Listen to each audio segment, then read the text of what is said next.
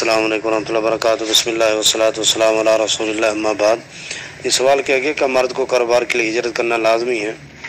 नहीं, ऐसी बात नहीं। मसलन अब मेरा कारोबार यहाँ नहीं चल रहा तो मैं दूसरे शहर में जाके करता हूँ इसलिए कि वहाँ ज़रूर होगा। नहीं, ये तकदीर है, ये नसीब है। हाँ, मेहनत करे, यहाँ भी मेहनत करे, अल्लाह पर ईमान, यकीन, तवक्कुल और भरोसा रखे।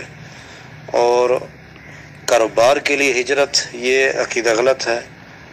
अलबत्ता ये जो आगे आपने पूछा है कि एक दूसरे मुल्क जाना, दूसरा मुल्क हो या दूसरा शहर हो, रिज़्क़ के हलाल की तलाश के लिए इंसान जा सकता है, क्योंकि अल्लाह ताला ने फरमाया ना इज़ा क़ुदियतिस सलात फंतशिरू फ़िल अर्ज़, जब नमाज मुकम्मल हो जाए यानी इबादत हो जाए तो फिर ज़मीन में मुंतशिर हो जाओ। तो वो ज़मीन की कोई पाबंदी नहीं, पाकिस्तान की, सऊदी अरब की, दुबई की, कहीं की, वो कोई भी ज़मीन है।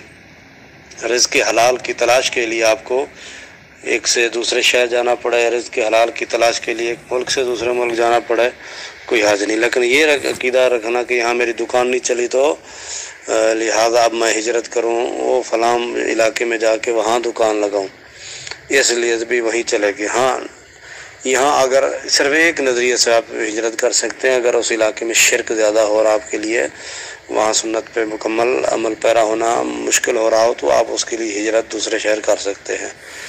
रोज़ी कमाने के लिए, कारोबार के लिए, वैसे रिज़्क़ के हलाल की तलाश के लिए आप एक मार्केट से दूसरी मार्केट, एक गली से दूसरी गली, एक शहर से दूसरे शहर, एक मुल्क से दूसरे मुल्क जा सकते हैं।